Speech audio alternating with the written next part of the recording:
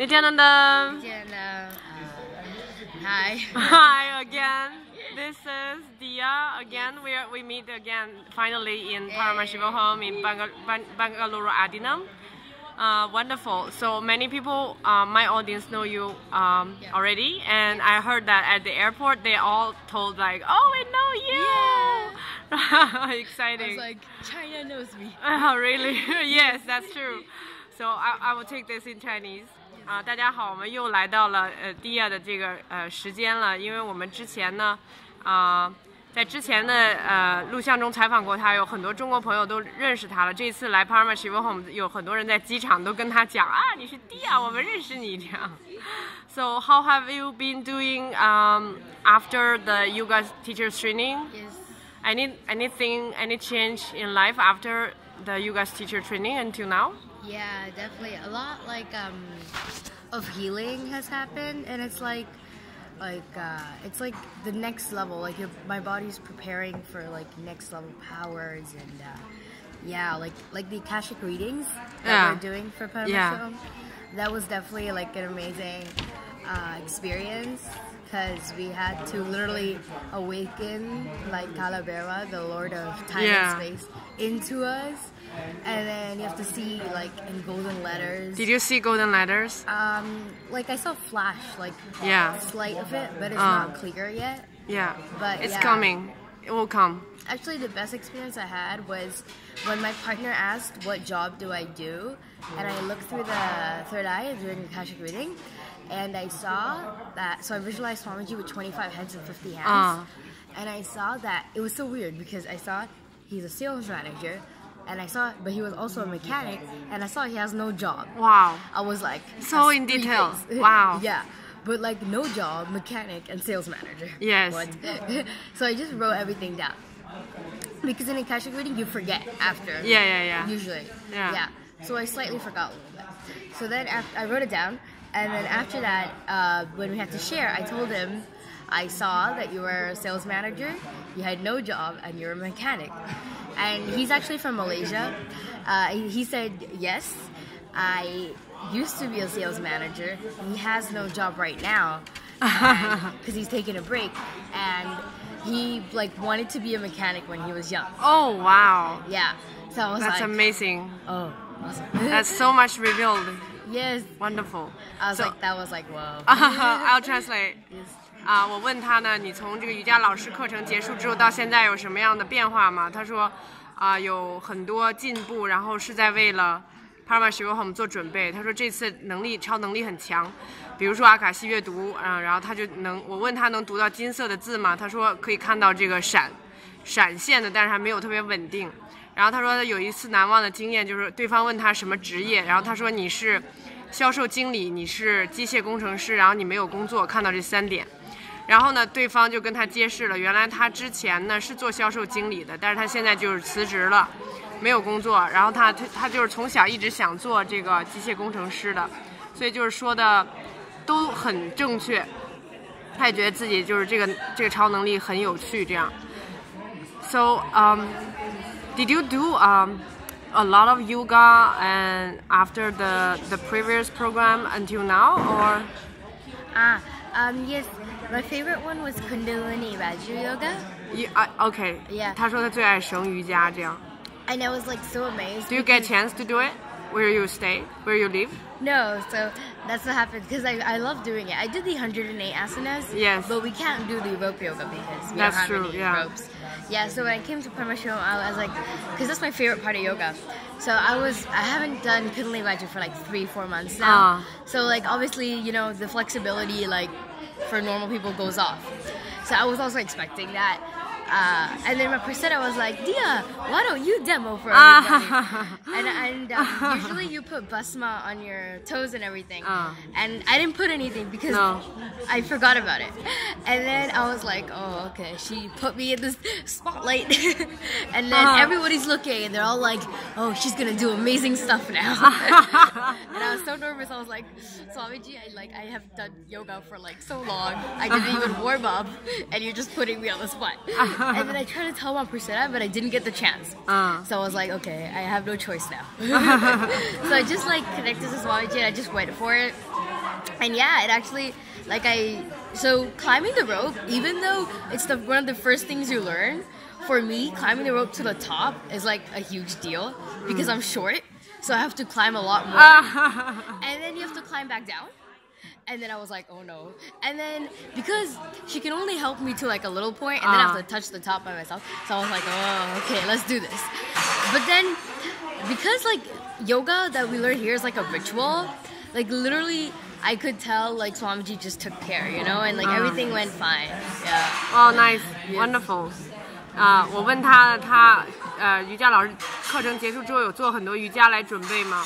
他说他地面瑜伽有做，但是绳瑜伽没有机会，他最爱就是绳瑜伽，所以他来了 Paramashivoham 之后就很期待做绳瑜伽。结果第一节课就被老师Prasida 叫来就是展示，然后他就说我这几个月没做了，心里特别忐忑。然后呢，就比如说爬绳子这个动作呢，他就爬了到没有支持的地方，就想怎么办这样，然后后来还是成功了。然后所做的一切，他说本身他就是一个祭祀活动这样的瑜伽嘛，在印度教。然后他就说 Swamiji 就是帮他把所有的一切都做得很完美这样。So what you have been to different kinds of programs that Swamiji has here in Adi Kailaasa. Yes. So do you experience anything very different in Paramashivoham than all the other programs? Yeah. It's like Paramashivoham is like Paramashivoham 有什么不同？我在问他。It's like a mix of everything, basically, I would say. So it's like it has yoga in it, it has power manifestation in it. But in Paramashiva, what I found was like wowing was that you literally are learning to become Paramashiva. Like, whereas in other programs, you're like you know, you're manifesting the powers, you're experiencing oneness, and you're getting breakthroughs. But here, you're literally working towards becoming Paramashiva. Like by the end of the program now, like you actually feel. Yeah, today is the second last day. Yeah. Actually, wow, time you actually flies. Feel like you're like the cosmos, basically. Like, you know, that oneness really improves, and like you feel that Swamiji's in you. Wow, Yeah. that's powerful. Yeah. 他说我问他这个项目有什么不同呢？他就说他是很多类型的，就是做瑜伽然后显化超能力各种各样的东西都尝试了。但他说最大的不同是这个项目真的让你成为 Paramashiva， 成为宇宙意识源，成为神。他说呢，到现在了，我们马上要结束了，他真的是感觉到神在他的心中和他是一体的，这个感觉是非常深刻的。他觉得自己是成为神。Do you know why? Do you know why? Because I mean, in Paramashivoham, even you have yoga, you have third eye powers, you have like different things. Yes. Anyway, but what made you feel like have such an intense oneness feeling, and even the cognitive shift that you're Paramashiva?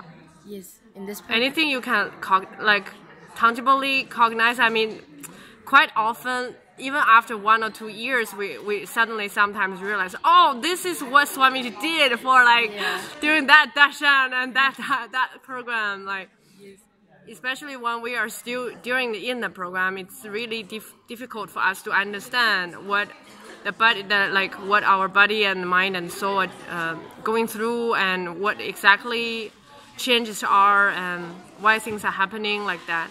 Yeah. So I'm just wondering if you have any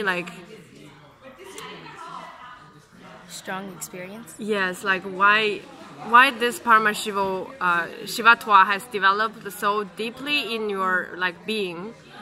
Yes. Is there any click or? Yes.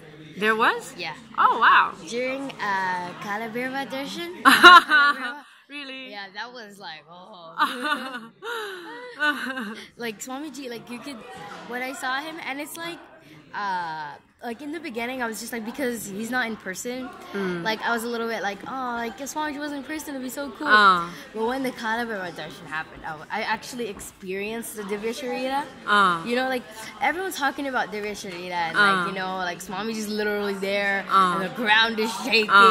Like I know it's that, but I didn't feel it. But during Kailaasa darshan, I was like, oh yeah. It was grand. It was like you could tell he was beyond gender, like you know, he was like this trance, like he was just pure transcendental. He was just pure consciousness. Yes. And he was so ferocious but compassionate, you know, like it's hard to explain, but it was like, oh, it was the best. I also tried to explain this part. I didn't either find any like good words to to describe the experience. So okay, at that time you felt like, oh God, something really happened in me. Like he went into my being like that. Yes, and I felt like I actually like saw like the whole Leela that he did, you know, because before, like, it was just like Swamiji's the ultimate and he's just there and he's awesome and we're his devotees. But now it's like next level because he's making us feel like you have the same source of Paramashiva as in me, as in you, and in Swamiji. It's like one and the same, you know? And it's like you're striving to get to him and become him, basically. That's all. Wow. Yeah. You're becoming Kailaasa. Nice. Okay, I'll translate this part. Okay. 我说有什么不同呢？他说就是把它变成神的感觉，就是他觉得这个项目完了之后，他就觉得自己现在就是要成为神。我说为什么？你有具体的解释吗？因为很多时候有很多变化，我们是要有一段时间之后才能理解的。他说其实有一个事件发生是一个时间点，让他有一个这样的蜕变，就是 Kailaasa darshan 就时空大神出现的时候。他说之前呢 darshan 他也是觉得地动山摇的，但是他没有体验到内心深处的体验，但这一次是到了他内心的深处了，真的是震撼到了。就 Kailaasa 他能够真正感受到他能量，他比如说我们都知道他是动态的性别呀，然后他就是又是个怒神呀，而又有最深的爱呀，然后就所有这一切吧，很难用语言形容，但是他能量就真的震撼到他内心了。从那一刻起呢，他才就是有这样的一个深刻的认知的产生，就是原来我和他和大师尼夏那达大师，我们都是神这样的，就突然他心中有这样一个种子种下了。It's so beautiful. Aside from the Kailaasa darshan, anything else that you experienced that you want to share with the audience? Like, for example, the power and the process, like to Kailash. Did you go to Kailash? Kailash? Name is Kailash. The death, yes. Yes. The death process was probably a little bit different for me this time. Yes. Because, so basically, I think they already know, but I'm type 1 diabetic, right? Yes. Yeah. So 就是他是这个一型糖尿病的患者，他说大家可能知道，我就问他除了这个还有什么可分享的吗？ Yes. So basically, during the death process, I actually felt like I literally died and came back alive because I was vomiting I vomited like 25 times, like. During the process, during the death you were process. vomiting? Yeah. Really? Yes, like crazy. I vomited. Really? You were lying down and vomiting, or what? You went to the bathroom. Oh. Like even before the death process started, and then they took like a plastic bag and I vomited in that. Oh wow. Yeah, I was like, you were really dead. Yeah, I was going through that. and then after that, we actually went to the hospital because I wasn't feeling well at all, and I stayed there for like 4 days, so I missed like quite a lot of the program because of that. And I was like, you know, like it was literally like I actually died. And then you have a new birth. Yeah, it's like, a rebirth. It's not like a rebirth like other people for like 1 hour type, like literally, physically, and like physically, yes, you're literally having a death experience. Yeah. And then after that, like it was definitely like I was like, oh, like usually I always experience bliss with Swamiji, and this time like I was not even feeling well, and like I was so like frustrated, you know, because I missed his Jayanti and everything. And then I was like, Swamiji, why are you doing this to me? And then, but what I realized was like, you know, because I went through all of that, I know that now my body's ready for like proper power manifestation and more like levels of power manifestation. Because before, even though Swamiji like gives you all the energy, it's like sometimes your body can't handle it because it's not ready. But like, so basically he prepared it for me, you know. Yeah. But don't worry, you guys won't go through all that. Like, it's okay. Actually, I just want to share, like, so many people felt sick during the second half of the program. Yeah. Actually, it's not sickness, right? It's like during all the big programs, people get syndromes, like detoxification syndromes. They start to cough. Like this time, they start. Every time it's a little bit different. Also, this time they start to cough, and some people start to have like diarrhea. Yes, different kind of reactions. But because it's a batch of people that doing the same thing, we know it's. Of course, it's Swamiji that is doing detoxification, so it's actually a good information to share with all the audience. Like, you are not here for a sun, a beach holiday. It's literally a tuning experience for your body and soul, and also your mind. Like so much in completion process we have to go through here, right? Like you feel incomplete here and there. You're like pushed to complete yourself, and so many things we're going through. No sleep part, and also the food, everything, like logistic, and it's really Swamiji's tuning our like whatever level, and it's not like everything is perfect here, you know, like that's like the message I want to give people. Like when they come for the program. I think actually he literally wanted like us to go through different things. Yes. Because when you go through this, he makes you go through like the peak, and then he'll take care. You know? That's when you know that Swamiji's like really Paramashiva, you know? Yes, finally, because, like he's like your father, you know, like your father won't make you like spoil. He's gonna make you. That's so true. Stronger. That's you know? so true. Like that's so true. It's really the point, actually. Yes. 我现在真的要翻译了。这段讲得很好，就是他说他是1型糖尿病患者，然后他那次死亡体验的时候呢，就是一直在吐了25次吧，然后后来呢，他就住院住了4天，还错过了大师的生日这样，然后他当时就觉得非常的沮丧，为什么会这样？大师为什么让我经历这些？因为我们所有人在项目中体验的所有一切，其实大师都知道的。然后呢，他后来就回来之后，他才知道，原来其实大师是在准备让他身体彻底的能够成为一个 power manifester， 就是真正的超能力显化者。他之前是可以显化，但是还不够深，不够强大。他的身体做了这些准备之后呢，才能更加坚强的、坚定的显化更强大的超能力。